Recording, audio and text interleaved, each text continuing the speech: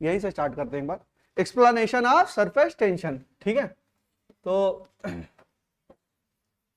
Of surface tension, explanation of surface tension में मैंने क्या आपको बताया था कि अगर कोई मान लीजिए बीकर रखा हुआ है, उसके अंदर वाटर फ्लूइड वगैरह रखा हुआ है, ठीक है, तो एक मैंने माना था यहाँ पे लिक्विड, ठीक है, और एक यहाँ पे माना था ड्रॉप, और एक क्या माना था, एक हमने यहाँ पे बनाया था। क्या चीज है ये, सर्किल ऑफ इन्फ्लुएंस। क्या है, सर्किल ऑफ इन्फ्लुएंस। तो इसमें मैंने देखा था कि इसमें सारे फोर्सेस किधर लग रहे हैं, यहाँ पे ये इसको अट्रैक्ट करेगा, ये इसको अट्रैक्ट करेगा, भाई ये इसको भाई वाटर मॉलिक्यूल एक दूसरे को क्या करेंगे, अट्रैक्ट कर रहे होंगे, और इसकी क्षमता क्या है 10 की पावर -9, 10 की पावर -9 मीटर तक क्या करेंगे, एक दूसरे को अट्रैक्ट करेंगे, एक दूसरे को अट्रैक्ट करेंगे, तो ये सारे तो क्या है, नीचे ही है। अब इस वाले को मॉलिक्यूल करने के लिए जो नेट फोर्स आएगा आपका क्या, डाउनवर्ड आ जाएगा, तो ये क्या होगा, एक स्ट्रेच मेम्ब्रेन की तरह बिहेव करेगा। कैसे, एक स्ट्रेच इलास्टिक मेम्ब्रेन, इलास्टिक भी, ये नहीं कि बस स्ट्रेच है, स्ट्रेच इलास्टिक मेम्ब्रेन की तरह एक्ट करेगा, और ये तनी हुई एक तरीके से टाइट झिल्ली की तरह लगेगा। तो ये वाटर स्किन है, ये क्या है,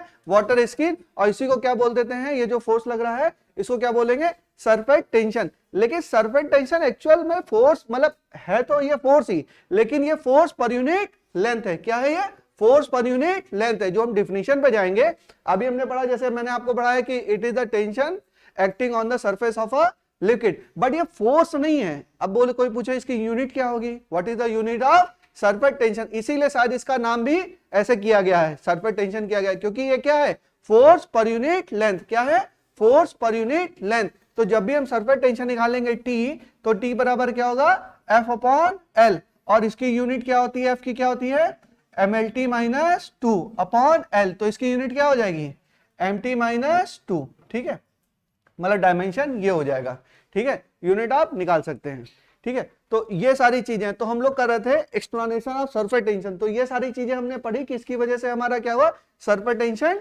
डेवलप हुआ। अब मैंने ये बोला था कि अगर मैं सरफेस एरिया बढ़ा दूं, ये बीकर है ना, तो मान लो इसका साइज में बढ़ा दूं, तो सरफेस एरिया क्या होगा, इसका बढ़ जाएगा। जब सरफेस एरिया बढ़ जाएगा तो जो ये इंटरमॉलिक्यूलर फोर्स लग रहे हैं या सर्किल ऑफ स्फीयर है वो क्या होंगे, इंक्रीज हो जाएंगे। उसकी वजह से इंटरमॉलिक्यूलर फोर्स इंक्रीज, अरे कोहेसिव इंटरमॉलिक्यूलर फोर्स, और इंटरमॉलिक्यूलर फोर्स में भी कौन सा फोर्स, कोहेसिव फोर्स क्या होगा, इंक्रीज हो जाएगा। तो सरफेस एरिया बढ़ेगा, कोहेसिव फोर्स बढ़ेगा, उससे क्या होगा, हमारा सरफेस टेंशन इंक्रीज करेगा, सरफेस टेंशन हमारा इंक्रीज करेगा। और इसके बाद बोला था कि अगर ये सरफेस एरिया हम डिक्रीज करते हैं, सरफेस टेंशन क्या होगा, हमारा कम होगा, सरफेस टेंशन कम होगा। अब लिखो dependency of surface tension, heading डालेंगे, डिपेंडेंसी किस किस चीजों पर डिपेंड करता है, dependency of surface tension, dependency of surface tension. चलिए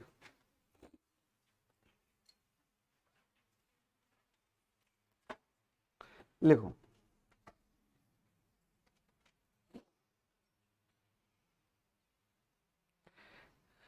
किस पे डिपेंड कर रहा है सरफेस टेंशन, हमने देखा किस पे डिपेंड कर रहा है, कोहेसिव फोर्स पे डिपेंड कर रहा है। किस पे, कोहेसिव फोर्स।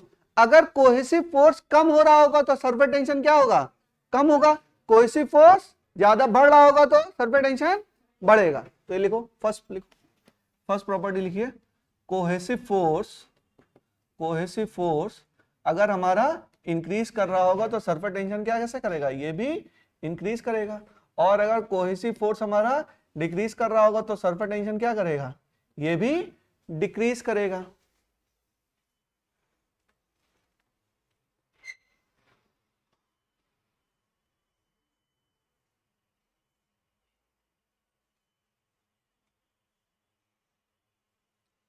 चलिए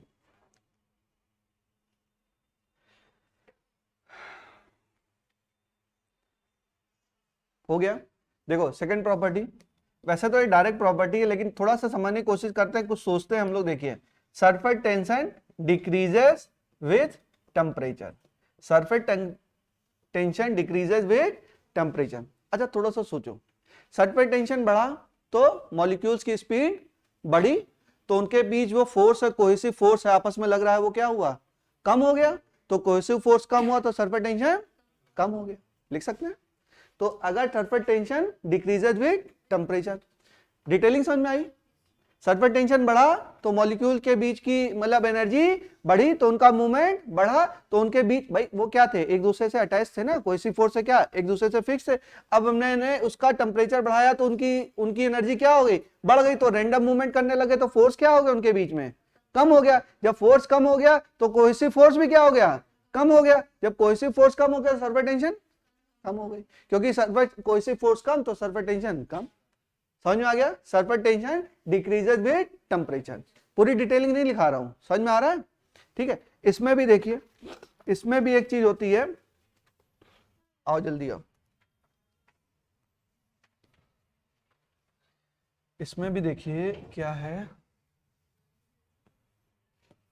देखो बेटा प्योरली ये थ्योरेटिकल है, प्योरली थ्योरेटिकल। और ये एकदम जैसे मैकेनिक्स में ना एक एक चीजें एकदम एग्जैक्ट होती हैं, जो डायरेक्शन है वो डायरेक्शन एग्जैक्ट है ना, इसमें बहुत सारे अप्रोक्सीमेशन लेके चलने हैं। तो ये मोर और लेस क्या है, एक तरीके से थ्योरेटिकल टॉपिक है। मैंने बोला प्रेशर इंक्रीज, ये इंक्रीज, वो इंक्रीज, फोर्स इंक्रीज। अब मैंने बोला ना फोर्स मतलब डिक्रीज हो रहा, मैकेनिक्स की तरह नहीं है कि इसमें दिखाई देगा कि हाँ फोर्स डिक्रीज हो रहा होगा, अरे हो रहा होगा। समझ में आ गया, मतलब हर चीज क्या है माइंड में ही चल रही है। मैं बोल रहा हूं आप समझ रहे हैं ना, उस चीज को मैं दिखा नहीं सकता हूं, लेकिन मैकेनिक्स में सारी चीजें हम लोग विजुलाइज कर रहे थे, देख रहे थे, यहाँ फोर्स, ये डायरेक्शन, इधर प्रेशर, इधर ये। अभी बोलूंगा ये प्रेशर है, मान लेना प्रेशर है ना, तो जो बोलेंगे उसको मान ले। तो उसके लिए थोड़ा सा ब्रेन आपको एक्टिव रखना है ना, जो बोल रहे हैं उसको समझने की कोशिश करो, थोड़ा सा विजुअलाइजेशन और अपनी मेमोरी थोड़ी शार्प रखिए। अब देखो ये है, तो मान लो कि यहां पे आया और ये है देखो सरफेस टेंशन, ठीक है, और इधर है हमारा टेम्परेचर, ठीक है, और ये है 4 डिग्री सेंटीग्रेड और ये है आपका थीटा सी। और थीटा सी को हम बोलते हैं क्रिटिकल टेम्परेचर। क्या बोलते हैं, क्रिटिकल टेम्परेचर। नोट डाउन करिए, क्रिटिकल टेम्परेचर। अच्छा, छोटी छोटी चीज इसमें से पूछी जाती है, सारी चीजें पढ़ा रहा हूं, कोई सी छोटी चीज उठा के पूछ ली जाएगी थ्योरी में। देखिए सरफेस टेंशन यहां पर क्या हो गया, क्रिटिकल टेम्परेचर पे 0 हो गया। क्रिटिकल जो सरफेस टेंशन बेटा थीटा सी क्या है, ये जैसे जैसे टेम्परेचर हम बढ़ा रहे हैं 4 डिग्री सेंटीग्रेड पे क्या है, सरफेस टेंशन मैक्सिमम है।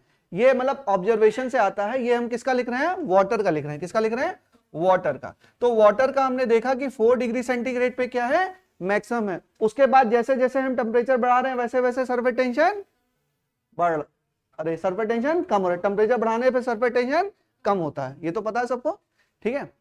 अच्छा, बहुत सारे एग्जांपल हैं, जैसे अब लोग बोलते हैं ना कि कपड़े गंदे बहुत ज्यादा होते हैं तो कहते हैं गर्म पानी में धुलिए।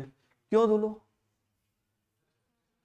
सरफेस टेंशन कम होता है तो साफ वो कपड़े अच्छे से होते हैं, क्योंकि जो वाटर मॉलिक्यूल्स के देखो, कपड़े धुल रहे हैं का मतलब क्या है, कपड़े से डस्ट बाहर आ रहा है, कपड़े से डस्ट बाहर आ रहा है। कौन ला रहा है बाहर, पानी ही तो ला रहा है, पानी ला रहा है। अब देखो बात समझो, वाटर मॉलिक्यूल्स है उनके बीच में कोहेसिव फोर्स है, और वाटर मॉलिक्यूल्स और डस्ट के बीच में एडेसिव फोर्स है, ठीक है। तो आपने अपना अब जब वाटर मॉलिक्यूल का जब हमने टेम्परेचर बढ़ाया तो उसका कोहेसिव फोर्स कम हो गया और एडेसिव फोर्स बढ़ गया ना, वो ज्यादा अंदर जाके और उसको क्या करे, डस्ट पार्टिकल को फोर्स बढ़ गया तो क्या करे, ज्यादा डस्ट को निकालने की कोशिश करेगा और आपका क्या कपड़ा ज्यादा होगा, ज्यादा क्लीन होगा, ज्यादा क्लीन होगा। या अपना पैर वगैरह भी आप कभी आपको वॉश करना होता है तो गर्म पानी में आप पैर रखते हैं तो डस्ट वगैरह क्या होती है, पूरी तरीके से निकल जाती है, ठीक है। उसके बाद सोप वगैरह भी यूज करेंगे तो सोप भी क्या करता है, सरफेस टेंशन को कम करता है। सरफेस टेंशन को क्या करता है, सोप मिलाने से भी क्या होता है, सरफेस टेंशन उसकी कम होती है। जब सरफेस टेंशन कम होता है तो वो सफाई क्या होती है, सफाई ज्यादा होती है हमारी कपड़ों में, ठीक है। तो बहुत सारे एग्जांपल्स हैं, उतना डिटेलिंग में हम नहीं जाएंगे, बट एग्जांपल आप समझिए, ठीक है। तो इसमें लिखिए थीटा सी क्या है, क्रिटिकल टेम्परेचर। इसमें लिखो surface tension of the liquid, surface tension of the liquid is zero at critical temperature. Surface tension of the liquid is 0 at critical temperature. Next line से लिखिए surface tension of the water, surface tension of the water is maximum at 4 degree centigrade, is maximum at 4 degree centigrade.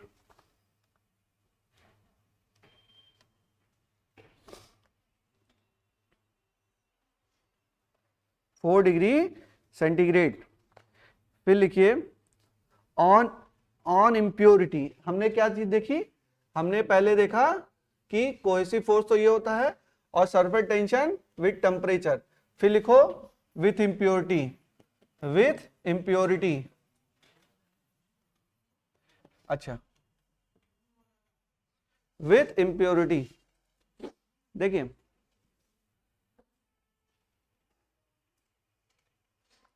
इसको भी समझने की कोशिश करते हैं। देखो इम्प्योरिटी देखो दो तरह की है, समझिए आप बात समझिए। इम्प्योरिटी दो तरह की है, एक है कंप्लीटली सॉल्युबल, एक है कंप्लीटली मतलब पार्शली सॉल्युबल। एक है कंप्लीटली सॉल्युबल और एक पार्शली सॉल्युबल। सॉल्युबल का मतलब क्या है? सॉल्युबल का मतलब पूरी तरीके से घुल गया। तो जब पूरी तरीके से घुल गया तो इसका मतलब उसने बॉन्डिंग बना ली होगी मॉलिक्यूल के बीच में। मॉलिक्यूल्स के बीच में क्या बना ली होगी? बॉन्डिंग बना ली होगी। तो हम जो कोहेसिव फोर्स बोल रहे हैं वो तो कोहेसिव नहीं रह गया, एडेसिव हो गया। लेकिन फिर भी जो हमारा कोहेसिव फोर्स है वो एक तरीके से क्या हुआ? इंक्रीज हुआ।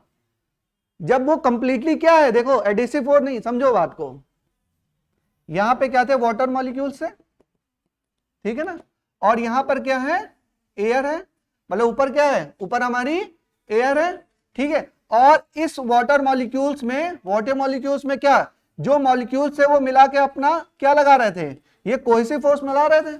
अब हमने क्या किया? इसमें कुछ इंप्योरिटी ऐड की, और इंप्योरिटी पूरी तरीके से क्या हुई? इसके अंदर घुल गई, पूरी तरीके से घुल गई। तो ये जो फोर्स लगा रहा है वो फोर्स की पावर क्या होगी? बढ़ जाएगी। फोर्स की पावर क्या होगी? बढ़ जाएगी। तो हमारा क्या होगा? हमारा सरफेस टेंशन बढ़ जाएगा। इसकी बात कर रहे हैं, इस वाले फोर्स की। यहां पे तो दूसरा फोर्स लगेगा। यहां पे क्या है? यहां पे तो एयर है। नहीं समझ में आ रहा है? नहीं समझ में आया? देखो प्रॉपर एक्सप्लेनेशन इसका किसी किताब में दिया नहीं है, मैं आपको समझाने की कोशिश केवल कर रहा हूं, ठीक है। बात समझिए।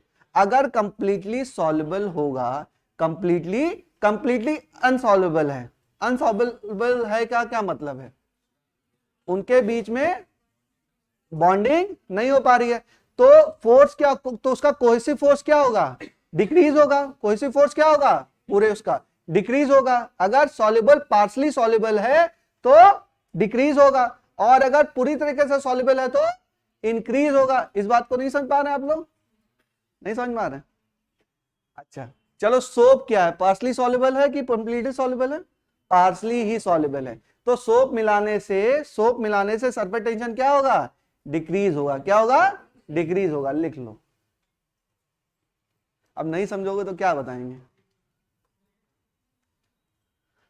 लिखा दे पहले, फिर दोबारा कोशिश करते समझाने की, हो सकता है समझ जाओ।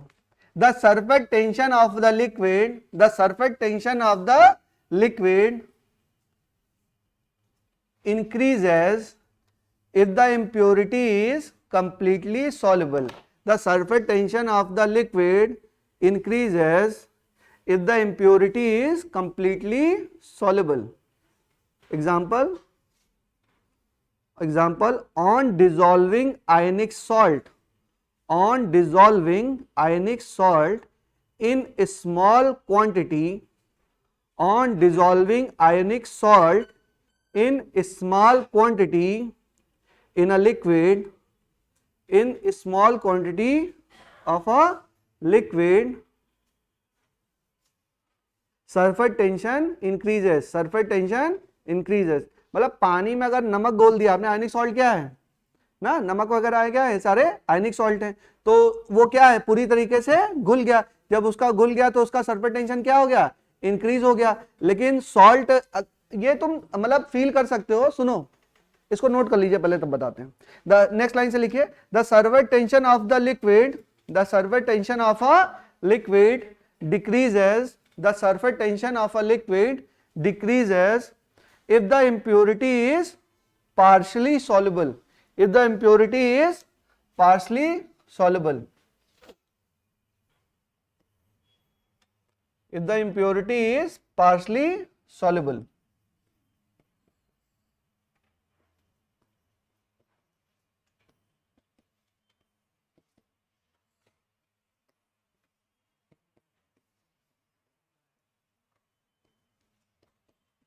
इम्प्योरिटी अगर पार्शली सॉल्युबल होगी तो क्या होगा, सरफेस टेंशन क्या होगा, यहाँ पे डिक्रीज होगा और यहाँ पे क्या होगा, इंक्रीज होगा। एक्चुअली बेटा ये फिजिक्स का पार्ट नहीं है, ना ही फिजिक्स में एक्सप्लेनेशन है, ठीक है, बस ये है कि this is a part of chemistry, ठीक है, तो केमिस्ट्री का पार्ट है, बट फिर भी थोड़ा सा समझने की कोशिश कर लेते हैं हम लोग, क्योंकि केमिस्ट्री में तो हम नहीं जा सकते भाई। तो ये जैसे सॉल्ट है, तो सॉल्ट इसके साथ वाटर कंप्लीटली सॉल्युबल है, मतलब क्या है, वाटर मॉलिक्यूल के साथ उसने बॉन्डिंग बना ली, बॉन्डिंग बना कि नहीं बना ली, तो एक आदमी ज्यादा खींच रहा है कि दो आदमी ज्यादा खींच सकते ताकत से। जैसे तुम किसी चीज को, इसकी सरफेस को क्या कर रहे हो, मतलब समझने की कोशिश, देखो बेटा there is no proper explanation, आपको केवल understand, these are all the hypothesis और फिनोमिना ना, आपको अपनी अंडरस्टैंडिंग डेवलप करनी है, ये जरूरी नहीं कि मतलब ऐसा होता ही है, ठीक है। तो मान लीजिए कि जैसे इसके अंदर सॉल्ट और वाटर है, तो वाटर के अंदर ये क्या हो गया, सॉल्ट पूरी तरीके से घुल गया, तो घुलने का मतलब क्या है, बॉन्डिंग बना ली होगी ना, तो अभी एक आदमी इसको खींच रहा है, नहीं, फिर यहां से आ गया सॉल्ट आ गया मदद के लिए, नहीं भाई हम भी आ गए, चलो, तो दोनों मिलके खींचते हैं, दोनों मिलके खींच रहे हैं, तो अब क्या होगा, कोहेसिव फोर्स बढ़ेगा, कोहेसिव फोर्स बढ़ेगा तो सरफेस टेंशन बढ़ेगा, बात समझे, कोहेसिव फोर्स बढ़ेगा तो सरफेस टेंशन बढ़ेगा। अब ये आए, यहां पर क्या था, वाटर था, और ऊपर से क्या आ गया, डिटर्जेंट, तो डिटर्जेंट आ गया कंप्लीटली सॉल्युबल नहीं है, तो उसकी जो अपनी बॉन्डिंग है उस देखो कुछ तो कंप्लीट बॉन्डिंग नहीं बनी, अब बॉन्डिंग तो मैं नहीं बता सकता, कंप्लीट बॉन्डिंग नहीं बनी, जो बॉन्ड बने थे उसमें से कुछ बॉन्ड टूटे और उसके साथ बॉन्ड बनाए, और कुछ बॉन्ड अभी भी क्या हैं, अभी भी बचे हुए हैं जो बॉन्ड नहीं बनाए, तो बॉन्ड टूटे हैं इसका मतलब बॉन्ड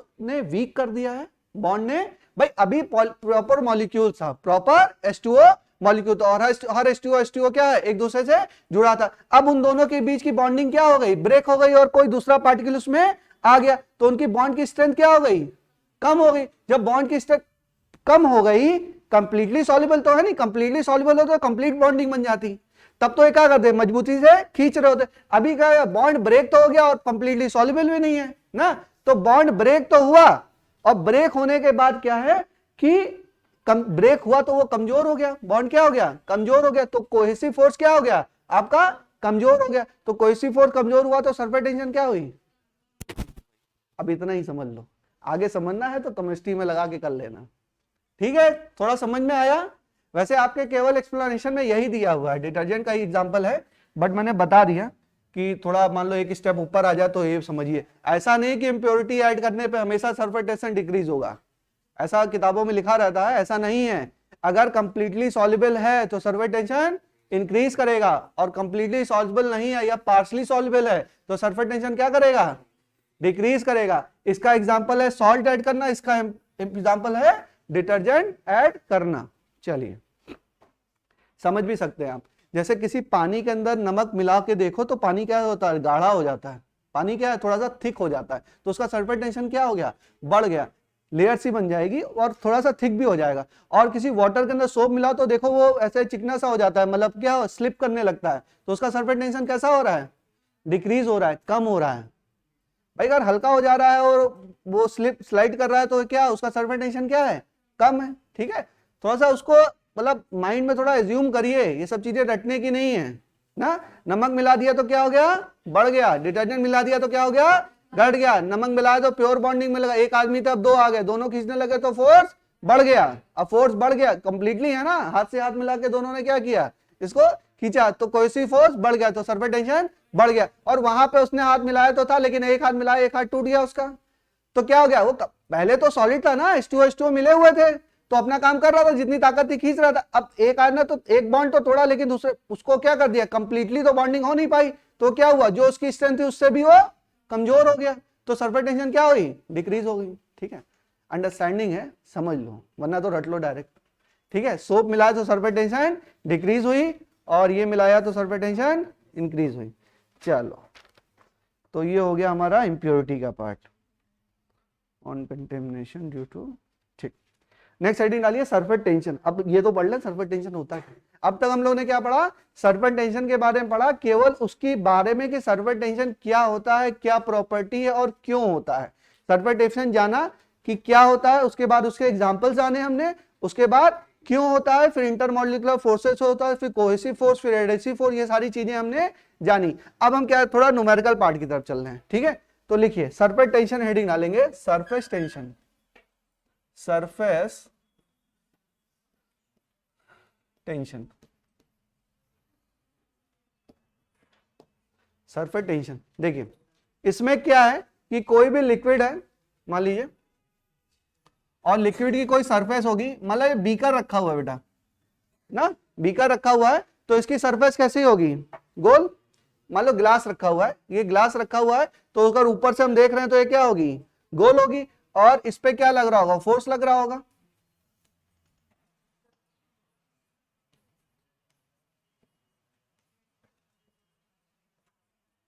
और इसकी टोटल इसकी लेंथ में अगर मैं मानू, इसको मानू r, तो ये लेंथ कितनी हो जाएगी, l बराबर 2 पाई r, 2r नहीं 2 पाई r राउंड, ठीक है। गोल में कितना 2 पाई r, और इसको मैं बोल लू फोर्स F लग रहा है, तो T बराबर क्या हो जाएगा, T बराबर F अपॉन L, T बराबर F अपॉन L, और यहां से L बराबर 2 पाई r। अच्छा इसमें अभी डिफिनेशन में मत लिखो, 2 पाई L, ठीक है। अगर ये लिक्विड की लेंथ क्या है हमारी, L है, या इस टाइप से नहीं बताते, रुको ऐसे ही मानो,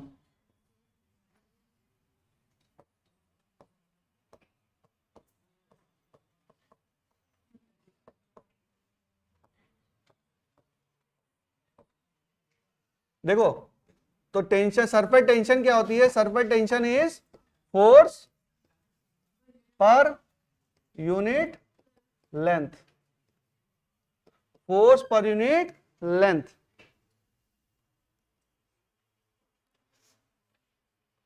फोर्स पर यूनिट लेंथ लिखो इसमें। तो force is proportional,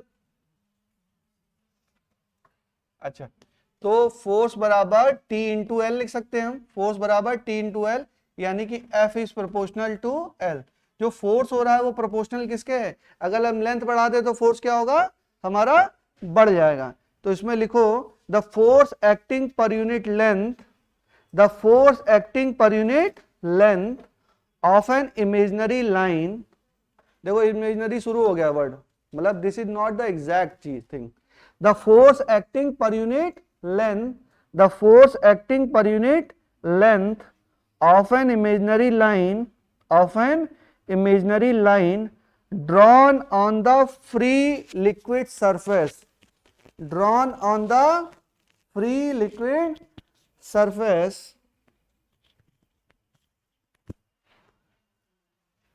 the force acting per unit length of an imaginary line drawn on the free liquid surface at right angle to the line, at right angle to the line, and in the plane of liquid surface, and in the plane of liquid surface is defined as surface tension, is defined as surface tension, लिख लो, is defined as surface tension। Unit of surface tension क्या होगी, बोलो, unit of surface tension क्या होगा, Newton, हाँ Newton per metre. Dimension बताइए, mt minus 2, ठीक है।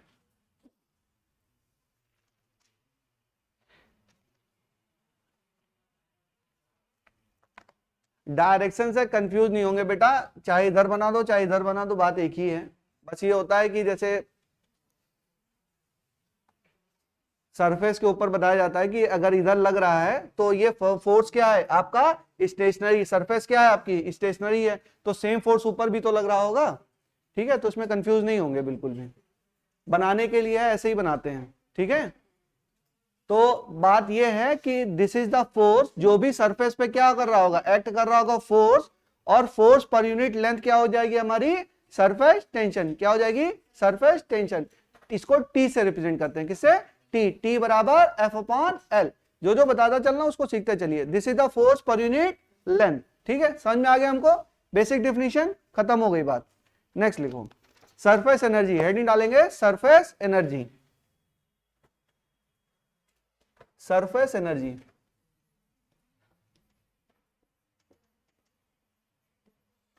देखो सरफेस एनर्जी क्या होती है। सरफेस एनर्जी बता रखा है मैंने, एक्सप्लेन कर रखा है ना। क्या एक्सप्लेन किया था? जब इसका जैसे यहाँ पे है वाटर मॉलिक्यूल्स वगैरह हैं, ठीक है, उसका मैंने क्या किया, उसका मान लो इधर क्या लग रहा था हमारा, कोहेसिव फोर्स लग रहा था, और जब मैंने इसका एरिया बढ़ा दिया तो एरिया बढ़ा दिया तो ये वाटर मॉलिक्यूल्स क्या होगा, ये बढ़ गए, तो कोई मॉलिक्यूल यहां से उठ गई तो यहाँ पे आया होगा, ठीक है, और ये ऊपर के डायरेक्शन में और ये नीचे के डायरेक्शन में, तो इस मॉलिक्यूल को जितना वर्क करना पड़ा वही इसमें सरफेस में कैसे स्टोर हो गया, कैसे? एनर्जी के फॉर्म में। तो उसी को क्या बोल देंगे? Surface energy. क्या बोल देंगे? Surface energy. ठीक है, बहुत डिटेलिंग नहीं है, समझ लीजिए कि जो भी है हमने अगर एरिया बढ़ाया तो कुछ ना कुछ मॉलिक्यूल्स आए, उससे हमारा कोहेसिव फोर्स बढ़ा, कोहेसिव फोर्स इंक्रीज हुआ तो सरफेस टेंशन इंक्रीज हुई, तो वाटर मॉलिक्यूल्स कुछ ऊपर आए होंगे तो उन्होंने कोहेसिव फोर्स के अगेंस्ट में वर्क किया होगा, तो कोई कुछ पोटेंशियल एनर्जी, भाई वर्क अगेंस्ट करते हैं तो पोटेंशियल एनर्जी डेवलप होती है, तो पोटेंशियल एनर्जी डेवलप हुई तो उसको हम क्या बोल देंगे? उसको बोल देंगे सरफेस एनर्जी। क्या बोल देंगे? Surface energy. बस इसका हमको एक फॉर्मूला जानना है और कुछ नहीं है। ठीक है, बस हमने डिफिनेशन समझ ली और उसके बाद इसका फॉर्मूला समझिए। तो ये हो गया सरफेस एनर्जी। सरफेस एनर्जी मेरे ख्याल से लिखा रखा है मैंने ना, नहीं लिखा है? लिखा है तो सर बताओ, चलो एक्सप्लेन तो कर ही दिया है, लिख लो एक बार। It is the energy which is stored, it is the energy which is stored, it is the energy which is stored in the form of, in the molecule, it is the energy which is stored in the molecule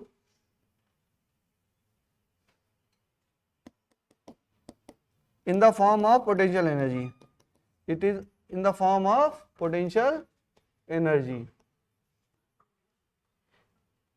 in the form of potential energy.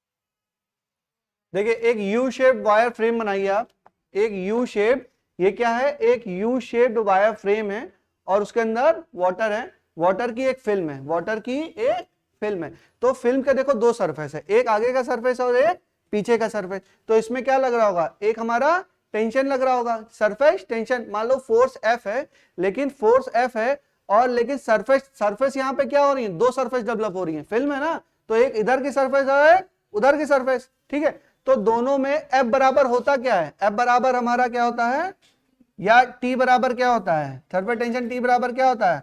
F upon L। तो हम यहां से F बराबर क्या कर सकते हैं? TL। तो एक TL तो एक का और एक TL दूसरे का, तो F बराबर क्या? F बराबर 2TL, F बराबर 2TL। ये क्या लग रहा है आपका? ये लग रहा है आपका फोर्स लग रहा है। ठीक है, अब देखो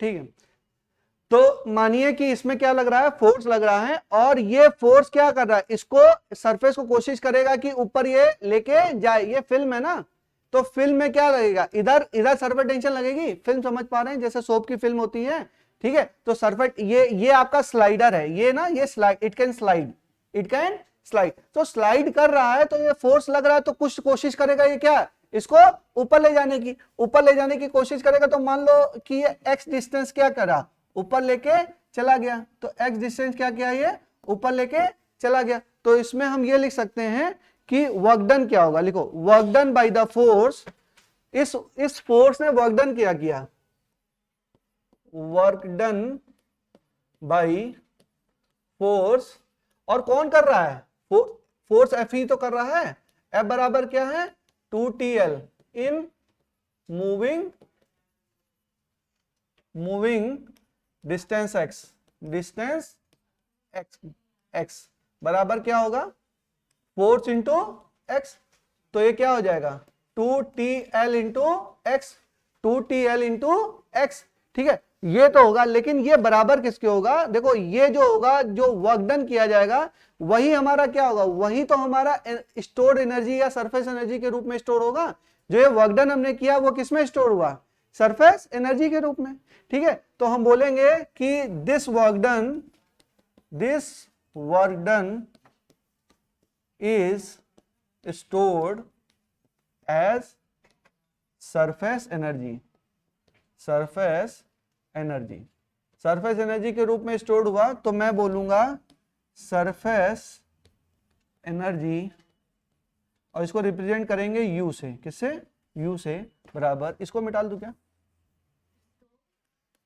T बराबर F बराबर 2T, ठीक है, स्टोर्ड एज सरफेस एनर्जी, ठीक है। तो सरफेस एनर्जी U बराबर क्या हो जाएगा, दिस इज 2TL और x, ठीक है। अब देखो ये L और x क्या है, L और x क्या है, L और x है आपका, या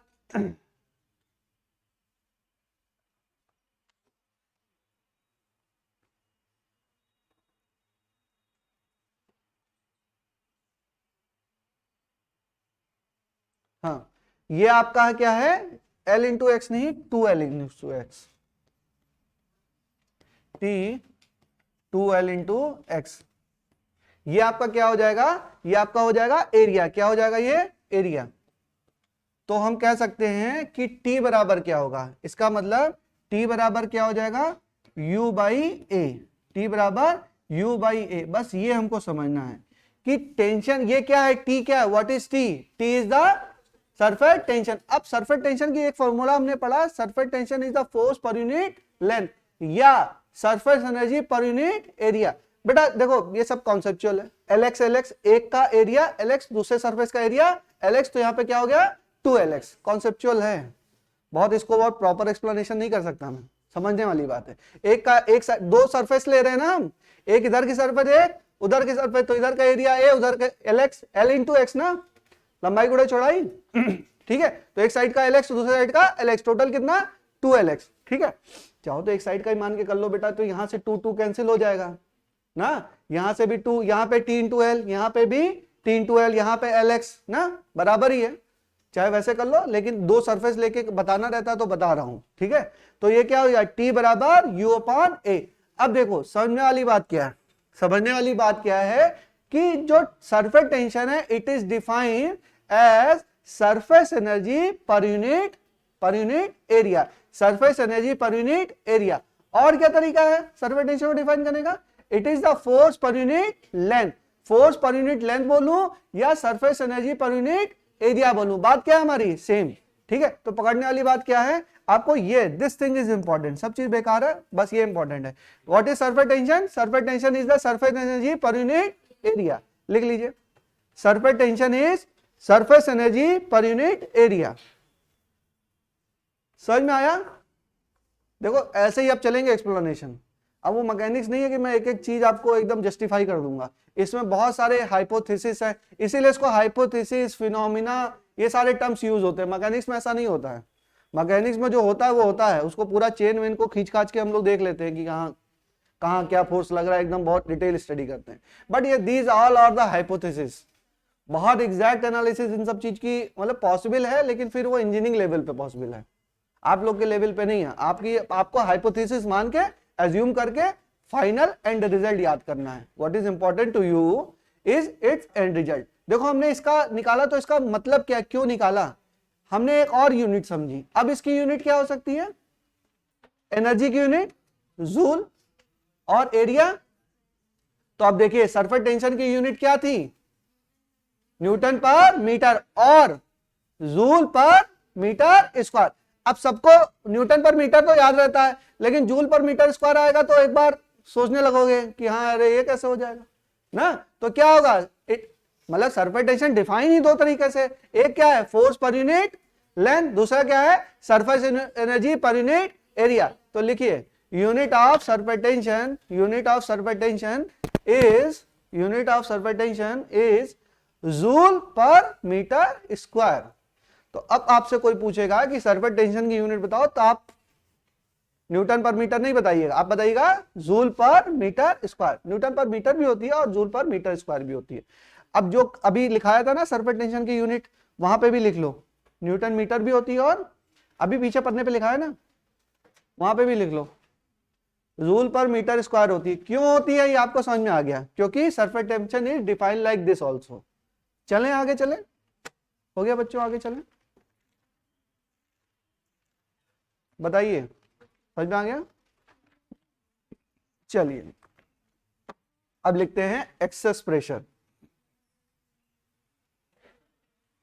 हो गया, समझ में आया, आगे चलें।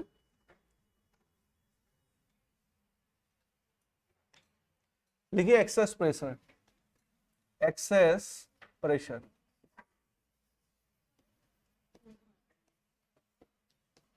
बताओ अंजलि बताओ, ड्रॉप और बबल में क्या अंतर होता है, what is the difference between a drop and bubble.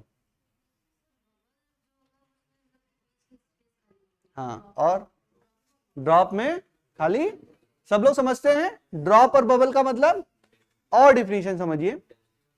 हाँ डेंसिटी का मतलब होगा जो भी होगा, ठीक है। ये है ड्रॉप और ये है बबल। अब देखो ड्रॉप और बबल में क्या अंतर है, वैसे ही समझिए, मतलब देखो बहुत सारी चीजें इसमें विजुअलाइजेशन की है। ड्रॉप है ना, अंदर वाटर उसके क्या है, फिल है, तो उसकी मैं बोलूंगा उसके पास एक ही सरफेस है। जो सरफेस टेंशन डेवलप हो रहा है केवल आउटर सरफेस पे तो डेवलप हो रहा है, ठीक है, या इनर सरफेस पे डेवलप हो रहा है, जो भी मान लो, ठीक है। लेकिन जो बबल है उसकी एक इनसाइड सरफेस है, एक आउटसाइड सरफेस है, और दोनों पे क्या है, सरफेस टेंशन डेवलप हो रहा है। भाई एक्सपोज देखो, जो मान लो ये है वाटर है, ये क्या है, ये है ड्रॉप, अंदर तो पूरा क्या है, अंदर पूरा वाटर आपके फिल है। तो ये एक्सपोज एयर के एक्सपोज कितना है एरिया, एक ही एरिया तो एयर के एक्सपोज है। तो यहां पर क्या डेवलप किया, हमारा सरफेस टेंशन। तो इसके पास लेयर कितनी है, एक। लेकिन मैं बोलूं ये बबल है, ये क्या है, ये बबल है, तो ये भी एक्सपोज एयर के लिए है और ये भी एक्सपोज है एयर पे। भाई इधर भी एक्सपोज टू एयर, इधर भी क्या है, अंदर भी तो एयर है ना। तो अब किसके पास कितनी सरफेस है, याद हो गया कि याद करोगे, याद नहीं करना है, समझ में आ गया। बबल होगा तो उसकी 2 सरफेस होंगी, ड्रॉप होगा तो उसका एक सरफेस होगा। क्या समझ में आ गया बात। अंदर क्या, अंदर वाटर बढ़ा हुआ है, तो जो सरफेस एयर के, भाई सरफेस टेंशन डेवलप ही क्यों होता है, भाई हमने कहानी समझ रखी है भाई। इसके अंदर क्या होता है, पानी होता है, और ये किधर होता है, एयर होती है, तो इसकी वजह से ये इसको खींचता है। तो जब वाटर होता है ये क्या है, एक ही लेयर है, ये क्या है, ये एक ही सरफेस तो है। और मैं बोलूं कि इधर भी एयर इधर भी है, तो ये क्या हो जाएंगी, 2 सरफेस हो जाएंगी। बबल में 2 सरफेस, ड्रॉप में एक सरफेस। याद नहीं करना, समझ में आ गया। देखो ये सब याद करोगे तो फिर गया सब काम से ना, फिर बहुत पढ़ना है भाई, इतने सारी चीजें हैं, पता नहीं क्या क्या चीजें तुम लोग को याद करनी है। 3 घंटे के एग्जाम में हर चीज प्रोड्यूस करनी है, तो हर चीज आप रट नहीं सकते हैं, आपको समझ में आना चाहिए। ड्रॉप देखते ही समझ में आया इसमें एक सरफेस है, और बबल देखते ही समझ में आया उसमें 2 सरफेस है। क्यों है, मैंने आपको इंटरमोलिकुलर फोर्स से बहुत अच्छे से समझा रखा है, सबके दिमाग में विजुअलाइजेशन हो रहा है। चलो अब लिखते हैं, अब देखो अब ये है, अब हम पढ़ते हैं एक्सेस प्रेशर, और एक्सेस प्रेशर हम ड्रॉप में अलग पढ़ेंगे। भाई ड्रॉप में क्या है, एक सरफेस, बबल में क्या है, 2 सरफेस, तो अलग अलग प्रेशर होगा। प्रेशर क्या होगा, इनसाइड अलग अलग होगा, या एक्सेस प्रेशर हमारा अलग अलग होगा। तो इसमें लिखो, हेडिंग डालो, excess pressure excess pressure inside a drop, inside a liquid drop, inside a liquid drop। चलिए इसको नोट करते जाइए, एक्सप्लेन करते हैं अभी हम।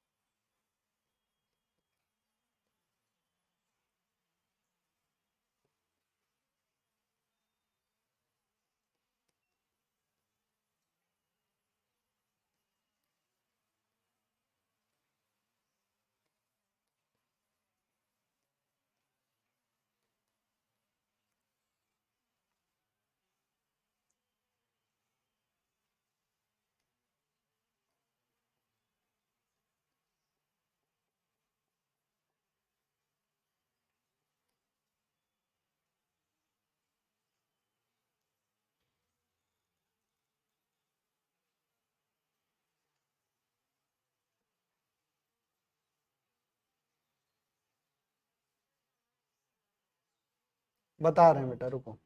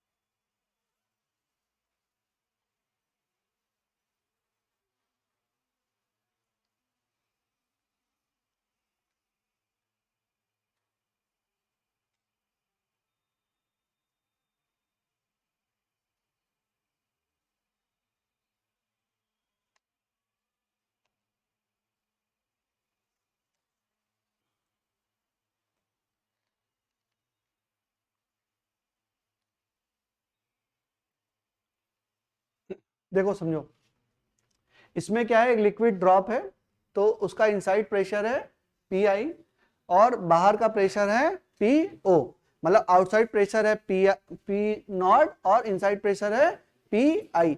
तो एक्सेस प्रेशर है, कहाँ एक्सेस है, ड्रॉप के अंदर क्या है, प्रेशर ज्यादा है और बाहर क्या है, प्रेशर कम है। तो एक्सेस प्रेशर मतलब कितना प्रेशर ज्यादा है, तो P i minus P not, P i minus P not, ज्यादा है तभी तो P i minus P not कर रहे हैं। अगर इसके अंदर कम होता तो P not minus P I करते हैं, ठीक है। अगर आउटसाइड का ज्यादा होता, तो इनसाइड का क्या है, प्रेशर हमारा ज्यादा है, तो उसको बोले P i minus P not. अब देखो रेडियस है, अगर इसका अंदर का प्रेशर क्या है, अंदर का प्रेशर ज्यादा है, तो ये एक्सपेंड करना चाहेगा, एक्सपेंड करना चाहेगा।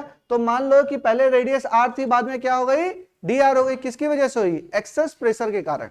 प्रेशर डिफरेंस पे डिपेंड कर रहा है, किस पे, प्रेशर डिफरेंट पे डिपेंड कर रहा है। तो मैंने बोला कि if the radius of the drop is change from R to R plus dr, तो वर्क डन कितना करना पड़ा, वर्क डन करना पड़ा F इंटू dr। तो एक्सेस प्रेशर के कारण ही तो एक्सटेंशन हो रहा है, केवल PI के कारण नहीं हो रहा है, एक्सेस प्रेशर डिफरेंस के कारण हो रहा है। तो मैंने बोला P एक्सेस इंटू ए, P एक्सेस इंटू ए, तो ये क्या हो गया आपका भाई, फोर्स क्या होता है, फोर्स क्या होता है, ये P क्या होता है, प्रेशर क्या होता है, फोर्स अपॉन एरिया, प्रेशर क्या होता है, फोर्स अपॉन एरिया, तो फोर्स क्या हो गया, प्रेशर इंटू एरिया, तो P एक्सेस इंटू ए। और ये क्या है, ड्रॉप है ना, तो उसका शेप कैसा होगा, स्फेरिकल शेप होगा। तो मैंने क्या बोला 4 पाई R स्क्वायर इंटू dr। अच्छा परेशान मत हो, फाइनल रिजल्ट हमको याद रखना है, इसका आखिरी में हमको क्या करना है, फाइनल रिजल्ट। कोई भी क्वेश्चन आएगा तो उसमें फाइनल रिजल्ट ही, अंदर का प्रेशर कितना, बाहर का प्रेशर कितना, डायरेक्ट रिजल्ट लगाओगे सवाल हो जाएगा तुम्हारा। या डायरेक्ट वो क्वेश्चन में आ सकता है कि क्या होता है प्रेशर, ये भी सवाल आ सकता है, लेकिन ये सारा पढ़ाना जरूरी है इसलिए पढ़ा रहा हूं, ठीक है। तो ये हो गया हमारा क्या, P एक्सेस इंटू 4 पाई R स्क्वायर। अब देखो चेंज इन एरिया कितना हो रहा है, डेल्टा ए कितना हो रहा है, डेल्टा ए कितना हो रहा है 4 पाई, कैसे पहले कितना था, देखो बाद में रेडियस कितनी हो गई, R प्लस dr का स्क्वायर माइनस 4 पाई R स्क्वायर, ये पहले एरिया है 4 पाई R स्क्वायर। अब इसको हम एक्सटेंड करते हैं, इसको खोलते हैं, a square plus B square plus 2ab, तो R square plus dr square plus 2r dr, इधर 4 पाई लिखा हुआ है ना, माइनस 4 पाई R स्क्वायर। इसको 4 पाई से अंडर मल्टीप्लाई कर दिया, तो ये क्वेश्चन आ गई, यहाँ पे माइनस 4 पाई R स्क्वायर 4 पाई R स्क्वायर क्या हो गया, कैंसिल हो गया।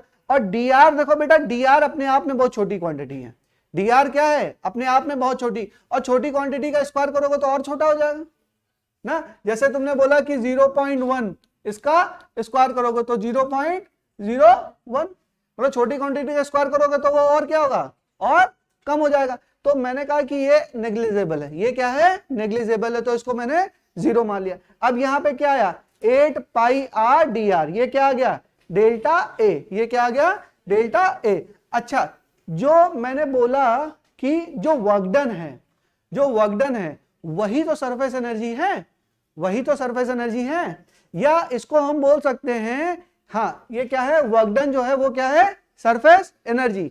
और हमने एक टेंशन का फॉर्मूला सरफेस टेंशन का और पढ़ा, क्या पढ़ा था, सरफेस एनर्जी पर यूनिट, हाँ पर यूनिट एरिया। यहां पे पढ़ेंगे भाई सर, यहां पे एरिया क्या कर रहा है, चेंज कर रहा है, तो surface energy stored per unit change in area, per unit change in area.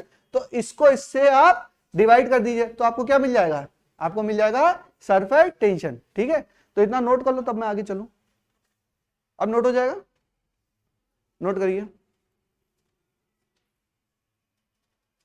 क्यों मुस्कुरा रहे हो उतना, क्या बात है वैभव, स्कोर देख रहे हो, अरे वर्ल्ड कप हार गए हो ना, कौन सा चल रहा था, T20 चल रहा था ना, और उसके बाद भी देख रहे हो मैच, ईशान किशन को देख रहे हैं, क्यों उससे शादी होने वाली तुम्हारी, फर्जी की चीज है। ईशान किशन को देख के तुम्हें क्या मिलेगा,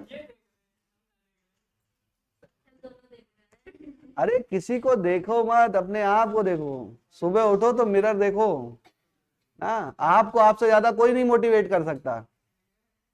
उठ के देखो तुम्हारा चेहरा कैसा, तुम्हारे बाल कैसे हैं, तुम्हारी पढ़ाई कैसी चल रही है, तुम्हारी हेल्थ कैसी है, फोकस ऑन यू ना। आपके घर का राशन कोई और नहीं लाएगा, आप ही लाएंगे। Nobody is going to help you, कोई मदद नहीं करेगा। अब मदद भी उसी की होती है जो ऑलरेडी कैपेबल होते हैं। जैसे आप बहुत बड़े आदमी बन जाए, भरे का भरता है भगवान, एक कहावत है। जब आपका घड़ा भरा रहेगा ना, आपके पास पैसे हैं, जैसे मान लो मेरे पास पैसे हैं तो मैं किसी उधार मांगू तो वो दे भी देगा, और मैं गरीब हूं, एकदम फटीचर हूं, नहीं देगा। ये है, जब आप एकदम बहुत परेशान है ना, कोई मदद नहीं करने वाला है, तो अपने आप को देखो बेटा, किसी को देखने से कोई फायदा नहीं है। क्रिकेट का कल्चर तो मुझे लग रहा है खत्म हो रहा है अब इतना ज्यादा वो पागलपन नहीं है, और जिसके जिसके अंदर है वो खत्म करो, ये सब फालतू चीज नहीं है, अपने पे फोकस करिए। नहीं नहीं, चीजों में चेंज आ रहा है बेटा, सोसाइटी में भी चेंज आ रहा है। अब देखो चीजें काफी चेंज है, लोगों के मोटिवेटर्स बदल गए, लोग जिसको फॉलो करते थे पहले, सलमान खान शाहरुख खान लोग फॉलो करते थे, अब सब चेंज हो गया। अब लोग अच्छी चीजों को पकड़ रहे हैं, अच्छे लोगों को फॉलो, जो रियलिस्टिक में अच्छे हैं, जिन्होंने वास्तव में कुछ काम किया है, कुछ टीचर्स हैं, कुछ मोटिवेटर्स हैं, कुछ अच्छे आदमी हैं, कुछ बढ़िया हैं, उनको फॉलो करो। ये सब क्या है फालतू का, ईशान किशन को देख रहे, हम तो जानते भी नहीं कौन है ईशान किशन। हैं? कौन? आज 200 मारेगा? 200 मारेगा तो क्या हो जाएगा? कौन से तुम्हारे नंबर बढ़ जाएंगे? 2 नंबर। उनका पैसा बेटा, पता नहीं कितना पैसा वो लोग कमा रहे हैं, ठीक है, तुम्हें कुछ नहीं देने वाले हैं। तुम सामने चले आओगे ऑटोग्राफ लेने तो वो भी हो सकता है ना दे। चलो आगे पढ़ो, छोड़ो ये सब बातें। अच्छा पढ़ाई पे फोकस करो, मुझे ज्ञान नहीं देना। चलो आकाश, अरे बातें नहीं बच्चों, ठीक है बढ़िया, आराम से देखो, सारे मैच देखो कोई बात नहीं। चलो हो गया? अभी कहावत बोल दूंगा फिर बुरा मान जाओगे, छोड़ो ना। हाँ आगे चलें।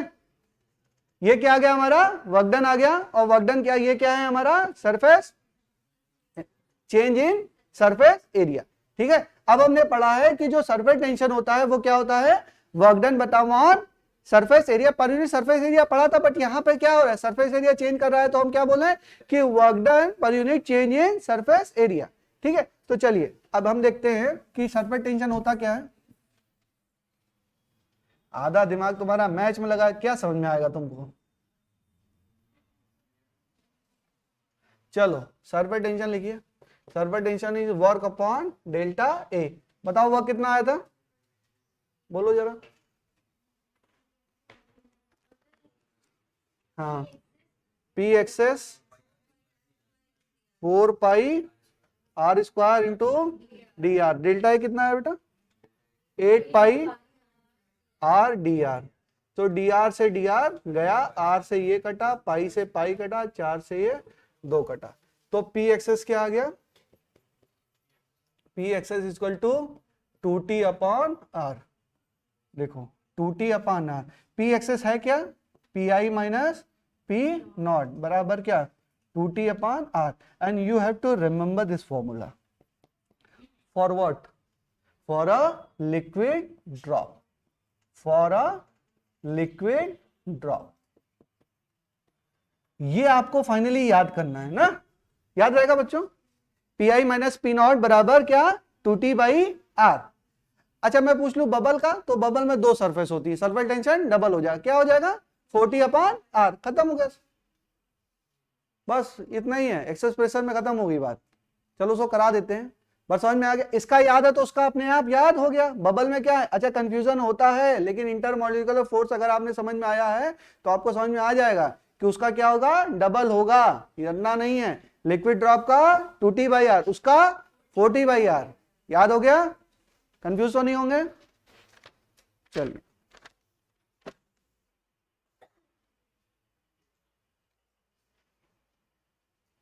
अब ये कहानी हमने की सारी, वो ठीक है, समझ में आई नहीं आई कोई दिक्कत नहीं है, लेकिन ये रिजल्ट आपको याद होना चाहिए। फाइनल रिजल्ट, फाइनल रिजल्ट ये है कि एक्सेस प्रेशर है। अच्छा इसको लिख लो, पी एक्सेस भी लिख लो यहाँ पे, पी एक्सेस। पी एक्सेस बराबर क्या? P i minus P naught बराबर 2t बाई आर। अच्छा आर तो किसी ने पूछा ही नहीं। R is the radius of liquid drop. R is the radius of liquid drop. Radius of liquid drop. कौन सा सब्जेक्ट का टेस्ट है, मतलब किस टॉपिक का टेस्ट है आप लोग का बायोलॉजी में? क्या है? अच्छा तो क्या तैयार नहीं क्या तुम लोग का? खड़ा कर देते हैं क्या सर? डांटते वांटते हैं? अच्छा बेइज्जती कर। अच्छा बेइज्जती किसकी होती है? बस खत्म हो गई बात। बेइज्जती वेस्ती की चिंता नहीं करना चाहिए स्टूडेंट की लाइफ में, नहीं बिल्कुल नहीं। बेइज्जती होती जैसे बड़ा एमएलए का जीत के आए हुए हैं बहुत इज्जत है।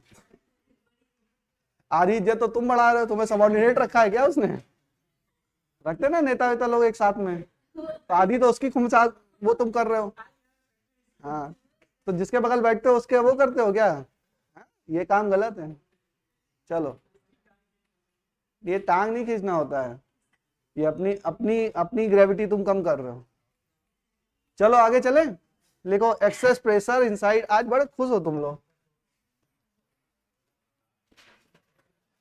एक्सेस प्रेशर और आदमी खुश तभी होता है या तो सब कुछ आता है या कुछ नहीं आता, और मुझे पता है तुम लोग कुछ नहीं आता तभी खुश हो तुम लोग, ऐसा ही है ना।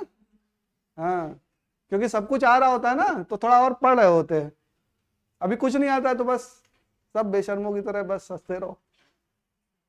पढ़ लो बेटा, दिसंबर खत्म होने वाला है ना। Excess pressure inside a bubble.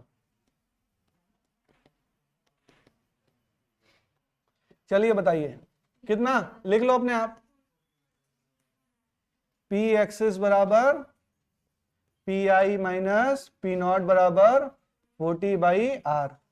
इसमें एक दो लाइन लिख लो बेटा, लिखो जरा सा ताकि याद रहे। A soap bubble has two surfaces, a soap bubble has two surface, a soap bubble has two surface, so excess pressure will get double, so excess pressure will get double।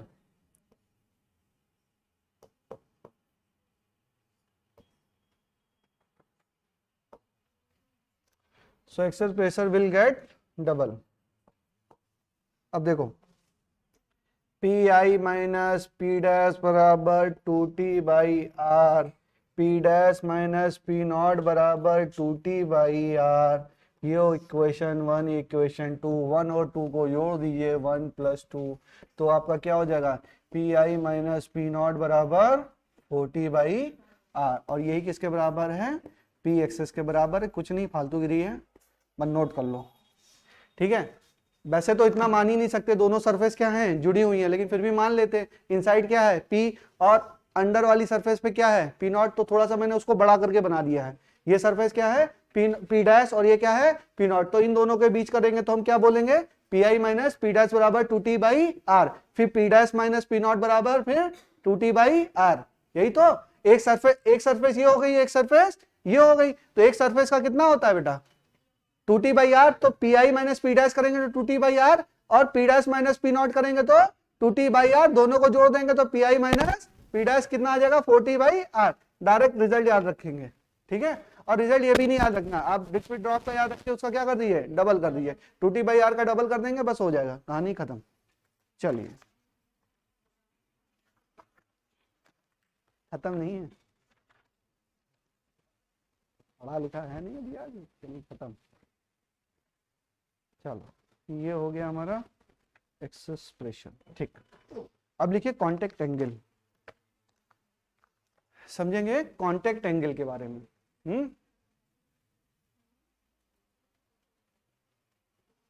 सवाल लगाने स्टार्ट करिए इसके भी।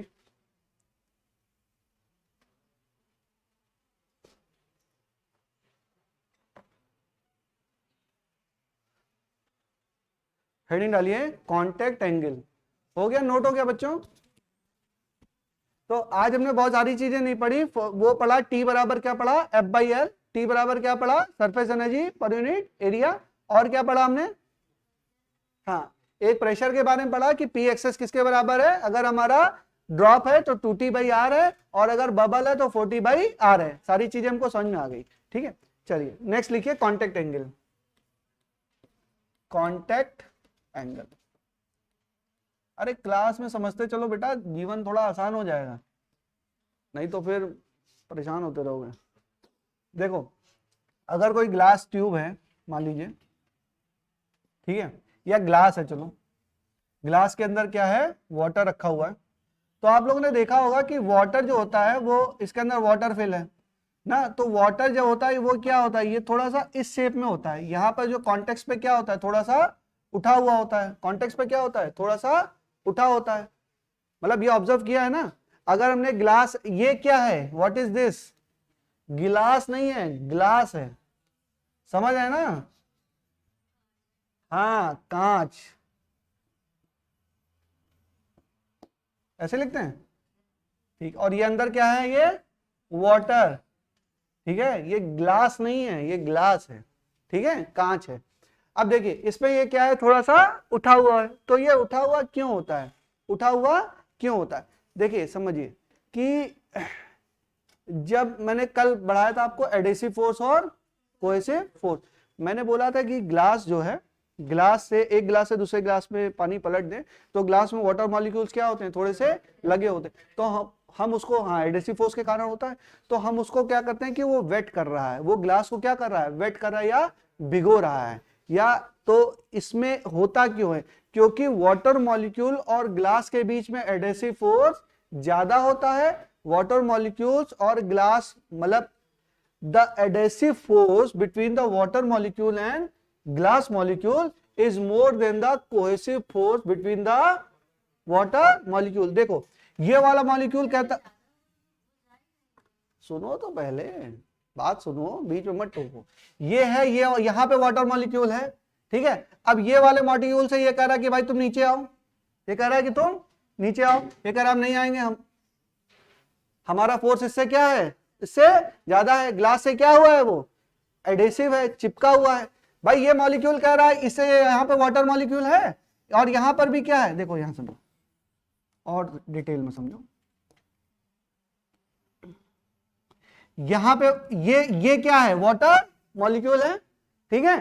और यहां पर भी क्या है, वाटर मॉलिक्यूल है। ये कह रहा भाई तुम नीचे आओ, क्यों नहीं आ रहे हो, ठीक है। ये कहेगा नहीं आऊंगा, मेरा तो फोर्स इससे ज्यादा है, मेरा फोर्स इससे क्या है, ज्यादा है। तो ये क्या करेगा, इस पे चिपका रहेगा। तो इस एंड पे क्या करेगा, इस एंड पे भी चिपका रहेगा और इस एंड पर चिपका रहेगा। तो इसको क्या बोलेंगे, यहां पर क्या हो रहा है, यहां पर हमारा, अब इतना डिटेलिंग में नहीं लिखेंगे, अब आपको समझ में आया कि एडेसिव फोर्स क्या है और कोहेसिव फोर्स क्या है। हम ये लिखेंगे कि F adhesive is greater then F cohesive.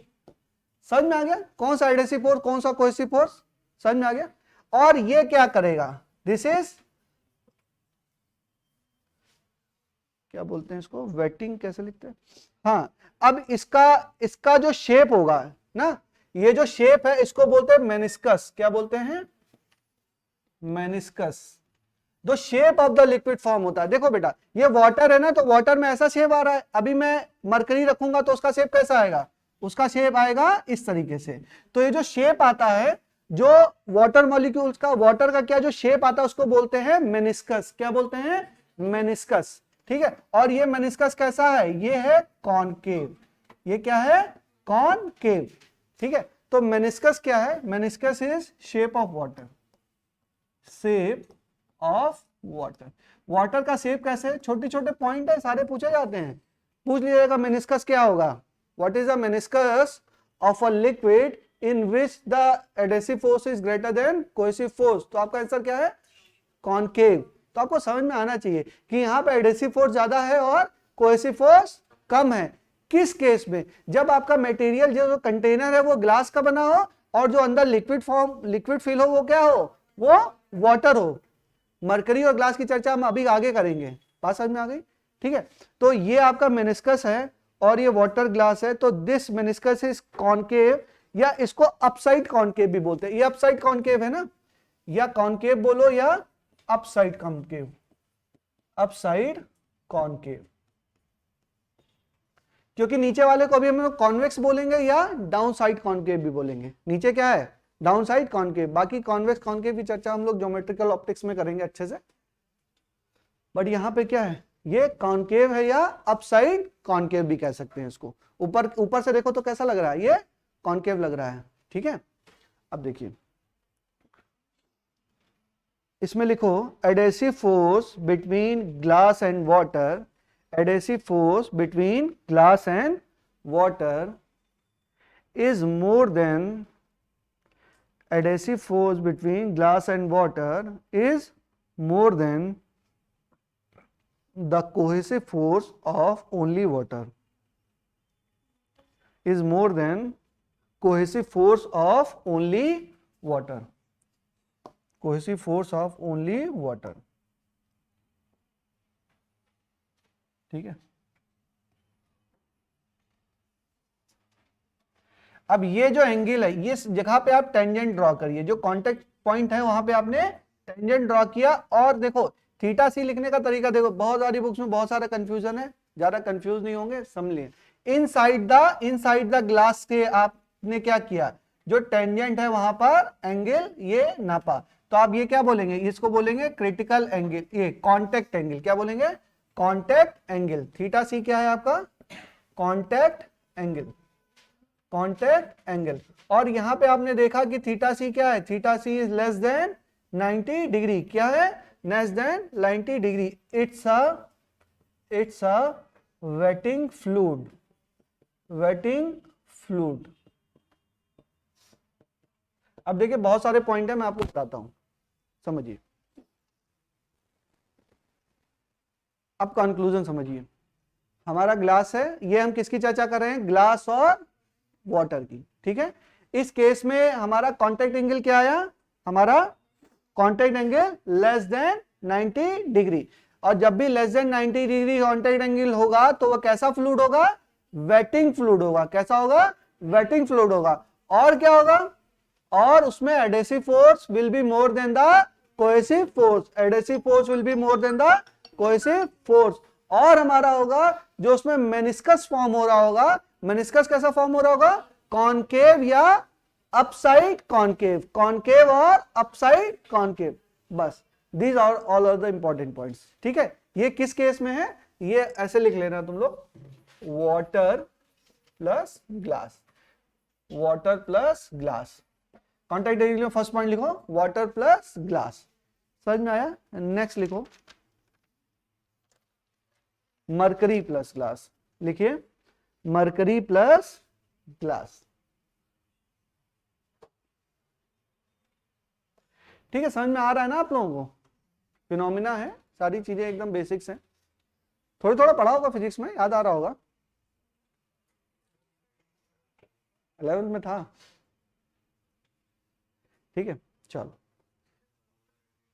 Formula रट लिया था डायरेक्ट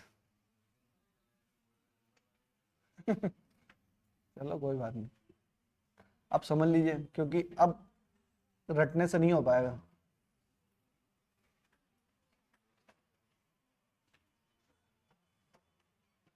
देखो अब क्या है ये, अब क्या है, मरकरी प्लस ग्लास, क्या है, मरकरी प्लस ग्लास, ठीक है, मरकरी प्लस ग्लास। अब यहां पे क्या होगा, यहां पे होगा जो F एडेसिव होगा, F adhesive will be less than the F cohesive. देखो यहां पे मरकरी, ये समझ में आ रहा है ना, देखो ये इसको क्या कर रहा है, इसको अंदर ही ले रहा है, सारे पार्टिकल क्या है, अंदर खींचे ले रहा है ना, तो ये क्या आ रहा है, इस तरीके से कम हो जा रहा है,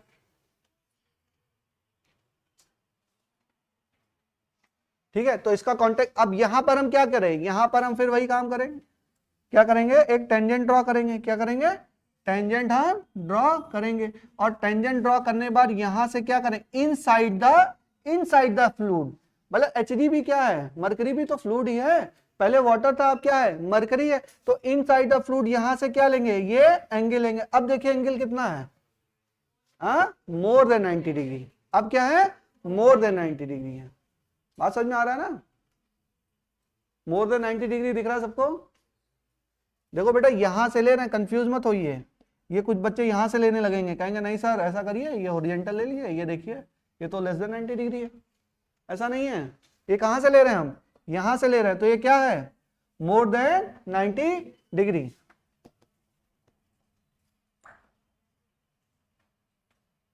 तो हमने थीटा सी देखा, theta C is greater than 90 degree, तो यहां पे it's a non wetting fluid, non wetting fluid.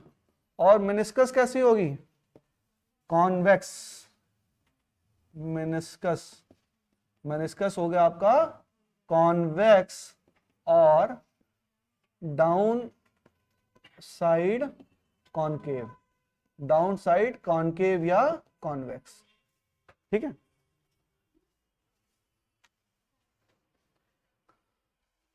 ये किसकी जी चर्चा है हमारी, Hg plus water, mercury plus water, अरे हाँ Hg plus glass, Hg plus glass, चलो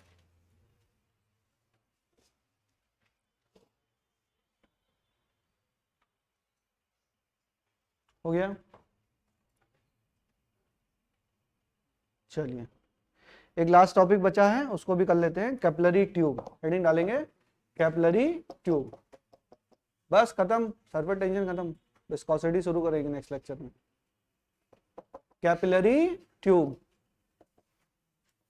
अच्छा, इसमें ऐसे सवाल नहीं है कि जो सवाल बहुत टफ है इसलिए बहुत ज्यादा सवाल नहीं करा रहा हूं मैं।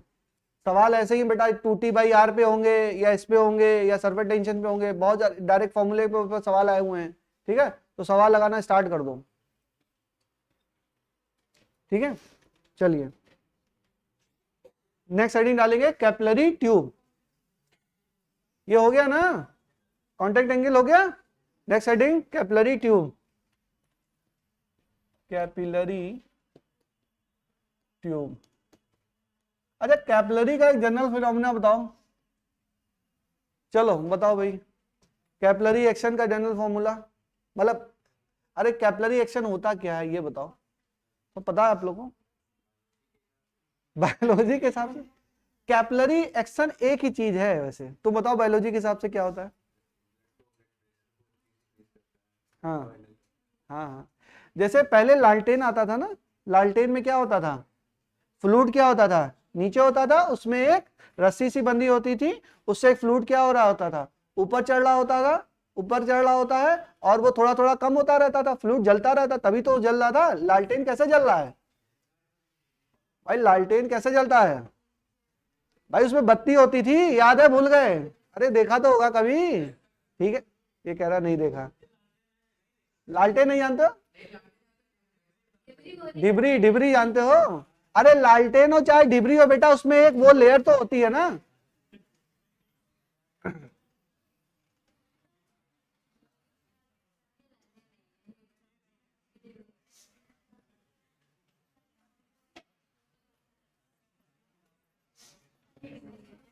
चलो ठीक है, डिबरी कैसे है, बन गई लालटेन, लो, है ना? सुन लो ढंग से, सुन लो बच्चों, तुम लोग हर चीज में मजा लेते हो।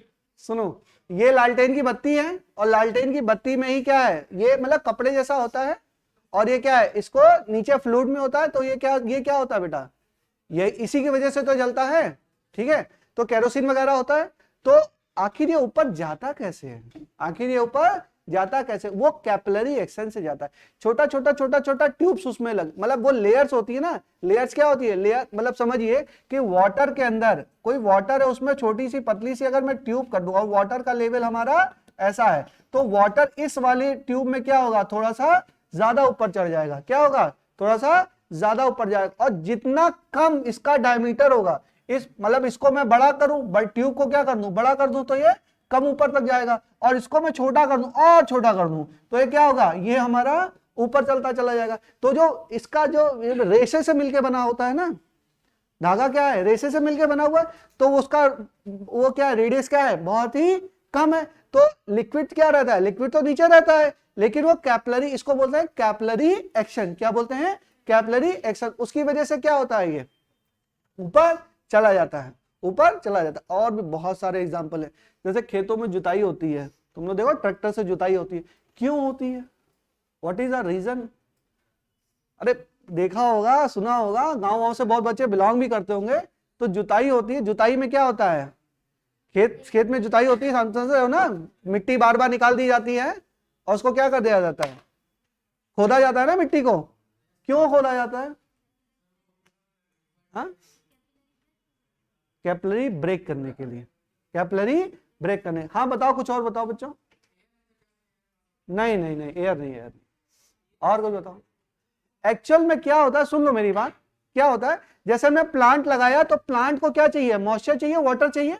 ठीक है, तो during the course of time, जैसे 3-4 महीने में जब तक आपकी फसल हुई, जब तक आपकी फसल हुई, तो वो क्या होता है, मिट्टी आपकी एकदम बैठी हुई है, तो वो क्या बना रही है, कैपिलरी एक्शन बना ले रही है, मतलब वो एक दूसरे से क्या हो रही है, लेयर बाय लेयर क्या हुआ है, मिट्टी जुड़ी हुई है। तो जो पानी डालते हैं वो सारा क्या चला जाता है, वो सारा नीचे चला जा रहा है, वो सारा पानी क्या हो रहा है, नीचे चला जा रहा है। जब वो नीचे चला जा रहा है, तो हमारा जो प्लांट्स को रिक्वायरमेंट है वाटर की, वो पूरी नहीं हो पा रही है। तो सारी चीज, ये न्यूट्रिशन वगैरह भी दोगे तो वो भी क्या होगा, खाद वगैरह डालोगे, वो भी क्या है, वो कैपिलरी एक्शन से धीरे धीरे धीरे धीरे क्या होगा, वो नीचे चला जाएगा। लेकिन जब हम उसकी खुदाई और जुताई कर देते हैं, जब जुताई कर देते हैं बेटा, तो क्या होता है, मतलब थोड़ी दूरी करते हैं ना, 1-1.5 फीट 2 फीट तो होता होगा, कितना करते हैं, 1.5-2 फीट, 2 फीट मैक्सिमम, 2 बहुत है, 1-1.5 फीट करते हैं।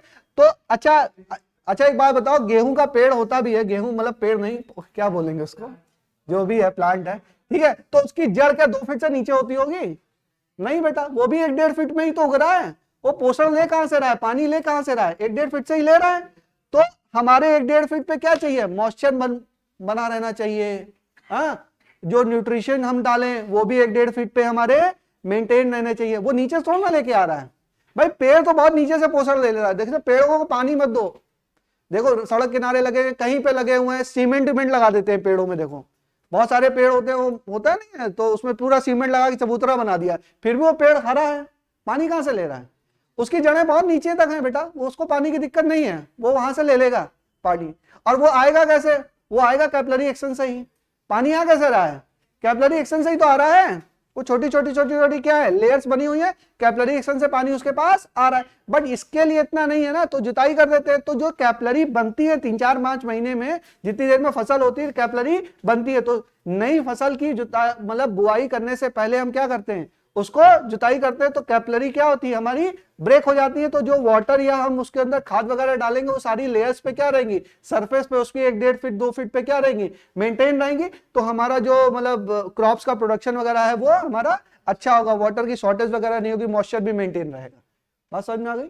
ठीक है, तो ये क्या होता है, कैपिलरी एक्शन। अब ये तो थ्योरी की बात हो गई, हो सकता है कहीं सवाल पूछा जाए तो आपको समझ में आना चाहिए। ठीक है, अब बेसिक हम समझते हैं कि कैपिलरी एक्शन होता क्या है।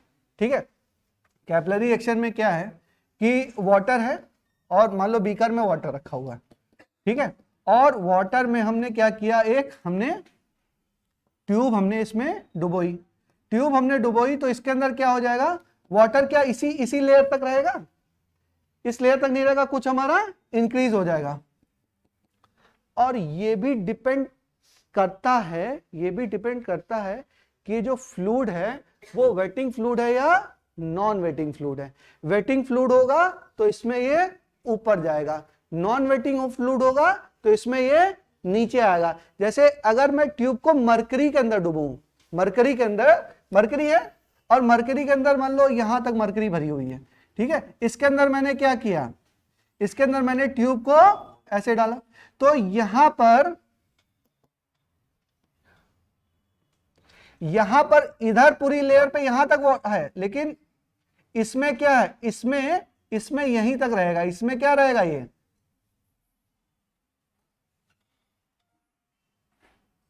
इसमें यहीं तक रहेगा। मतलब ये क्या करेगा, फ्लूइड हमारा कम हो जाएगा, फ्लूइड की हाइट क्या हो जाएगी, कम हो जाएगी, किसमें, नॉन वेटिंग फ्लूइड में। और अगर वेटिंग फ्लूइड है, वेटिंग फ्लूइड का मतलब समझे, वाटर और ग्लास है तो फ्लूइड ऊपर आएगा, और अगर मरकरी और ग्लास है तो फ्लूइड नीचे आएगा। समझ में आई बात? चलो अब देखिए इसमें है कि अब, हाँ चलो तो इसको नोट करो। देखो इसमें मान लीजिए कि ये h हाइट तक हमारा क्या हुआ, h हाइट तक ऊपर आया, ठीक है, और हमारा फोर्स लग रहा है, मान लीजिए F, क्या लग रहा है, फोर्स लग रहा है F। तो F बराबर हो जाएगा कितना, T इंटू L।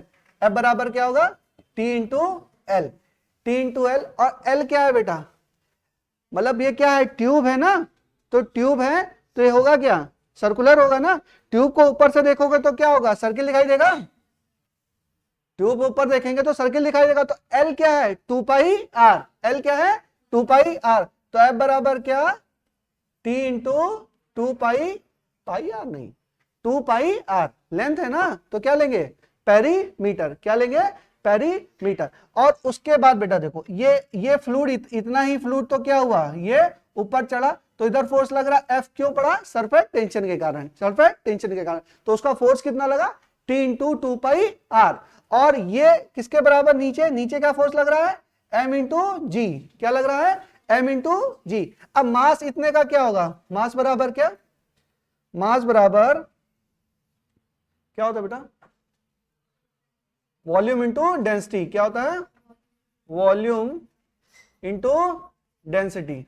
डेंसिटी किसकी, यहां पर डेंसिटी है रो, तो ये हो गया आपका रो, और ये वॉल्यूम बताओ, वॉल्यूम क्या होगा इसका, हाँ। अब ये क्या है, ये एक सिलेंडर बन गया ना, ये क्या बन गया, देखो बेटा जो ये बना हमारा, ये h हाइट तक गया ना, और ये क्या है, इसका ये कितना है, ये है रेडियस है r, तो इसका सिलेंडर का क्या हो जाएगा, pi R square into H, pi R square into H.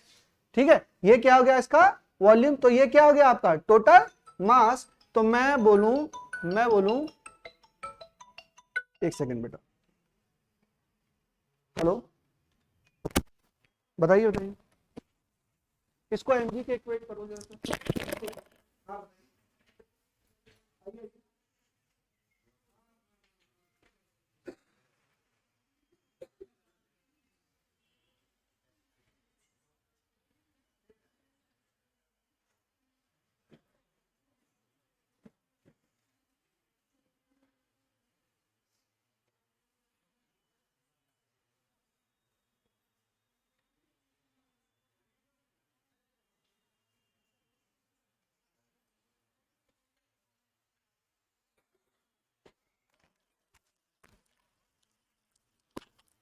कितना आ गया,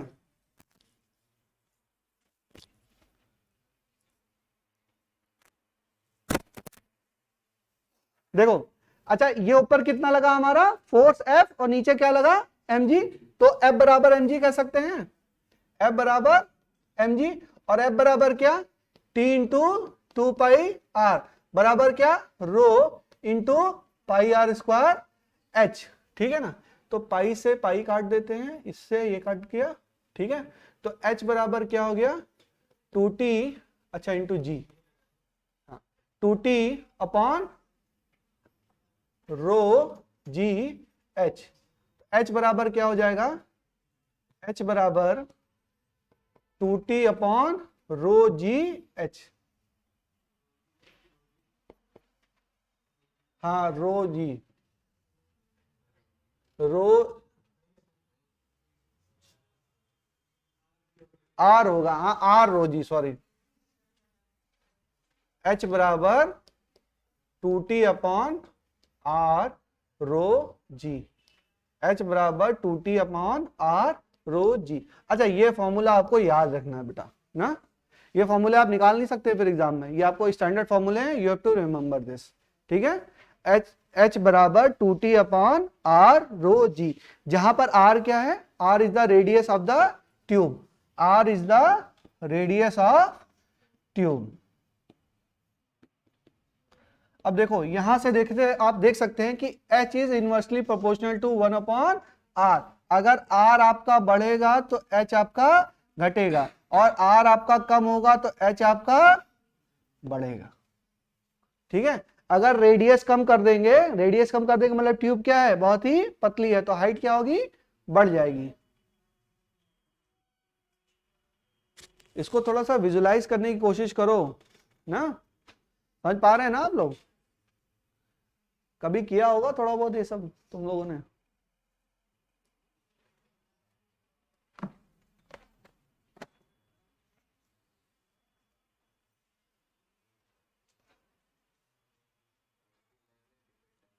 हम्म हम्म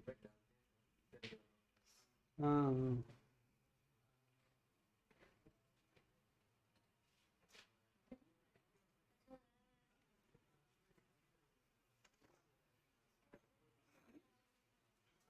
चलिए और समझ लीजिए, इतना समझ में आ गया, इतना समझ में आ गया, आगे चलें। अच्छा यहां पे तो हमने shape of the liquid consider नहीं किया था, बात समझिए, यहां पे हमने shape of the liquid consider नहीं किया, मैंने ये नहीं बोला कि कुछ बोला है क्या वाटर वाटर है इसमें, वाटर नहीं बोला है ना, अच्छा वाटर बोला है चलो, लेकिन वाटर बोला है हाइट होगी, और अगर एच वो होगा अगर मरकरी होगा तो ये नीचे आएगा, फॉर्मूला सेम आएगा, फॉर्मूला सेम आएगा, वहां पे एच क्या आएगा आपका निगेटिव आएगा, वहां पे एच क्या आएगा आपका निगेटिव आएगा। चलो ठीक है, तो इतना हमने कंसीडर किया, एक चीज और इसमें समझते हैं, लेकिन इसको और डिटेल में आप समझिए, और अगर डिटेल में समझने की कोशिश करते हैं हम तो देखिए, नोट हो गया इतना बच्चों, नोट हो गया, आगे चलें। देखो इसमें क्या है, देखो इसमें क्या है कि हम इसके शेप को भी कंसीडर करते हैं, मान लीजिए शेप को हमने कंसीडर किया, और ये आपका फ्लूइड है, इसके अंदर क्या है फ्लूइड्स वगैरह भरा हुआ है, और ये क्या किया ऐसे गया, ये क्या किया ऐसे, भाई इसमें क्या है वाटर वगैरह क्या किया इंक्रीज किया, और ये क्या लग रहा है, और ये यहाँ पर क्या लग रहा है, ये लग रहा है, ठीक है। और ये एंगल क्या है आपका, थीटा सी, और ये एंगल भी क्या है, थीटा सी, और ये क्या है, ये आपका सरफेस टेंशन फोर्स, ये क्या है, सरफेस टेंशन फोर्स। तो देखिए कि अगर इस पे देखेंगे, ये थीटा सी तो ये भी क्या, थीटा सी, और ये थीटा सी तो ये भी क्या, थीटा सी। तो ऊपर कितना फोर्स लग रहा है, ऊपर से आपका लग रहा है कितना, 2, देखो टी कॉस थीटा सी, बात समझो, 2t cos थीटा सी नहीं होगा, क्या होगा, t cos थीटा सी। बेटा इसको नहीं कंसीडर करेगी, वो तो पूरे उस पे लग रहा होगा ना, जो पूरे क्या है, राउंड पे लग रहा हो, तो नेट फोर्स कितना लग रहा होगा, t cos थीटा सी। भाई ऊपर ये क्या है, सरफेस टेंशन फोर्स है, और ये क्या पूरे राउंड पे लग रहा होगा ना, तो पूरे राउंड पे लग रहा होगा, तो मैंने कांटेक्ट एंगल के टर्म में केवल बता दिया है ना। ये भी क्या, ये सारे क्या, ये सारे फोर्सेस क्या लग रहे हैं, ये सारे लग के फोर्स क्या बोलेंगे, टी कॉस थीटा सी, क्या लग रहा होगा, टी कॉस थीटा सी। मैकेनिक्स नहीं है, दोनों को जोड़ मत देना, ठीक है। ये क्या है, T cos theta, net force up the direction में। भाई टोटल टेंशन फोर्स क्या है आपका, टी, लेकिन क्रिटिकल एंगल के टर्म में लिखें तो क्या लिखेंगे, टी कॉस थीटा सी, ठीक है।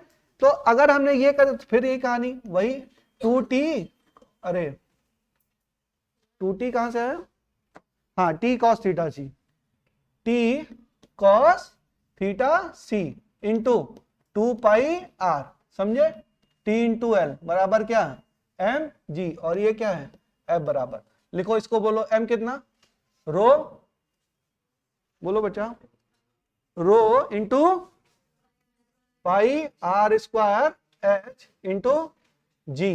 तो यहां से निकाल लो, पाई से पाई काटो, आर से आर काटो, और क्या काट सकते हो, बस इतना ही कटेगा। चलो तो h लिखो, h बराबर क्या आ जाएगा, 2t cos theta C upon R rho G. और आपको ये फॉर्मूला याद रखना है, फाइनली जो पहला बताया वो भी नहीं याद रखना है, क्या याद रखना है, 2t cos theta C upon R rho G. This is the general relation, this is the general relation, ठीक है, जनरल रिलेशन। इसमें भी क्या, देखो बात समझ में आ जाएगी, तुम लोग को अपने आप समझ में आ जाएगी। cos थीटा सी है ना, what is theta C, theta C is the contact angle, क्या है, कॉन्टैक्ट एंगल, लिख लो, थीटा सी क्या है, कॉन्टैक्ट एंगल।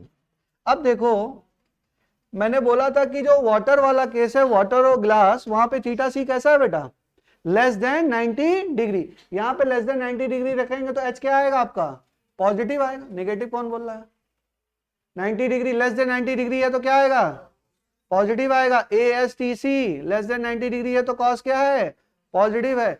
अच्छा जब हम नॉन वेटिंग लिक्विड की बात करेंगे, मतलब मरकरी प्लस ग्लास की बात करेंगे, तो थीटा सी क्या हो जाएगा हमारा, मोर देन 90 डिग्री, और मोर देन 90 डिग्री होगा तो क्या होगा, ASTC है ना, तो यहाँ पे कॉस क्या होता है, निगेटिव होता है, तो हमारा H क्या आएगा, निगेटिव आएगा। तो हाइट ऊपर हो रही होगी, नीचे जा रहा होगा, नीचे जा रहा होगा, बस खत्म हो गई कहानी। ये हो क्या है आपका, अब ये समझ लीजिए कि ये हाइट ऊपर जा रही हो या नीचे जा रही हो, किस पे डिपेंड करता है, कॉन्टैक्ट एंगल पे डिपेंड करता है। तो this is the basic formula, ये आपको याद करना है, H बराबर 2t cos theta C upon rho g H. समझ में आ गया सबको, कंफ्यूज नहीं होना है, हाइपोथेसिस है बेटा, कुछ चीजें कहीं डायरेक्शन वगैरह ज्यादा इसमें मैटर नहीं करती, आपको समझ में आना चाहिए एक्चुअल में हो क्या रहा है, एक्चुअल में हो क्या रहा है। तो एक्चुअल में यही हो रहा है कि 2t cos theta C upon rho g H, ठीक है, समझ में आ गया सबको। रो क्या है, rho is the density of fluid, density of the fluid, not, हाँ लिक्विड भी लिख सकते हो, डेंसिटी ऑफ द लिक्विड, मतलब वाटर नहीं है, वाटर है कि मरकरी है हमको पता नहीं है। आर क्या है, radius of the capillary, radius of the capillary, या रेडियस ट्यूब की जगह और साइंटिफिक टर्म है कैपिलरी, इसी को कैपिलरी ट्यूब बोलते हैं, capillary tube, radius of the capillary tube.